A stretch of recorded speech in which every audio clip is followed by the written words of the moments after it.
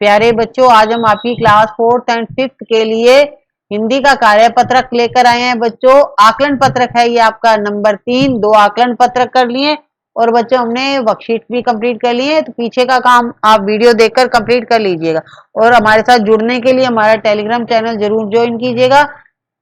निम्नांकित शब्दों में अनुस्वार तथा अनुनासिकता का सही प्रयोग करते हुए शब्दों को पुनः लिखिए। तो बच्चों, जिस पर बिंदी लगी होती है वो होता है अनुस्वार और जिस पर चंद्र बिंदु लगी होती है वो होता है अनुनासिक। तो यहाँ शब्द दे रखे हैं तो आपको सही करके लिखना है। तो चंदन, चंदन बिल्कुल सही लिखा हुआ है बच्चों, तो हम ऐसे लिखेंगे। संतान में बच्चों अनुस्वार लगता है यानी बिंदी लगती है ऊपर, और वंचित में भी बिंदी लगती है, वंदन में भी बिंदी आएगी, चांदनी में बच्चों आ जाएगा चंद्र बिंदु, और हंसी में बच्चों ऐसे ही आपको लिखना है अनुस्वार लगा के। अगला बच्चों प्रश्न है, मालवाहक एवं यात्री परिवहन के प्रमुख साधन कौन कौन से लिखो। यात्री परिवहन वो होते हैं जिसमें हम चढ़ के बैठ के यात्रा करते हैं, ठीक है। और मालवाहक होते हैं जिसमें माल को ढोया जाता है, सामान को ढोया जाता है।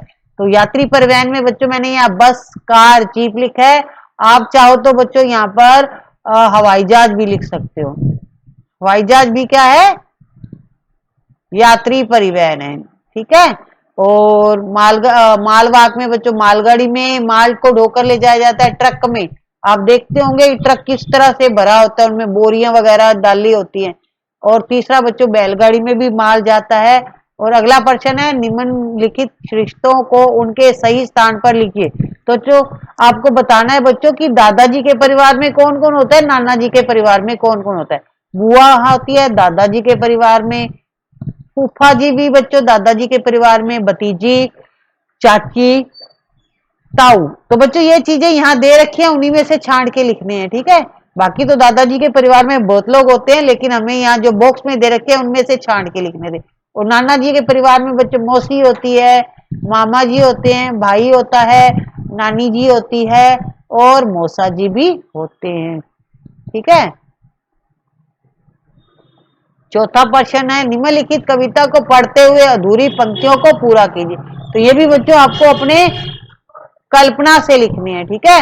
वह देखो वह आता चूहा, आंखों को मटकाता चूहा, लंबी पूंछ हिलाता चूहा, मक्खन खाता चूहा, पिंजरे से डर जाता चूहा।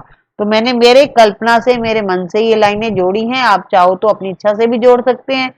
पांचवा प्रश्न है, आपके माता पिता द्वारा आपसे घर के कौन कौन से काम करवाए जाते हैं, लिखिए। तो अभी आप क्या हो बच्चों, थोड़े छोटे हो, बड़े हो जाओगे तो आपको सारा ही काम करना पड़ेगा। अभी छोटे हो तो छोटे होने के नाते आपसे कौन कौन से काम करवाए जाते हैं, तो आपसे जो इजी काम होंगे, आसान काम होंगे, वही काम कराए जाते हैं। जैसे हमसे साफ सफाई का यानी डस्टिंग का काम करवाया जाता है, खाना परोसने का दादाजी को, मम्मी पापा जी को खाना खिलाने का काम करवाया जाता है, पास की जो हमारे नजदीक दुकान है वहां से सामान लाने का काम, और मेहमान आ जाते हैं तो मेहमानों को पानी पिलाने का भी काम करवाया जाता है। और जो बिस्तर होते हैं सुबह उठते हैं तो वो भी लपेटने का काम करवाया जाता है।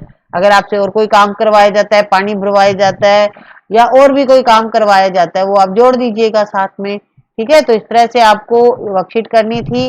अब फटाफट करिए, टीचर जी को दिखाइए, वीडियो को लाइक एंड शेयर कीजिए और चैनल को भी सब्सक्राइब कीजिएगा। तो बच्चों आकलन पत्रक 3 है, 2 हमने पहले करवा दिया है। और हमसे जुड़ने के लिए टेलीग्राम चैनल जरूर ज्वाइन कीजिएगा। Thank you.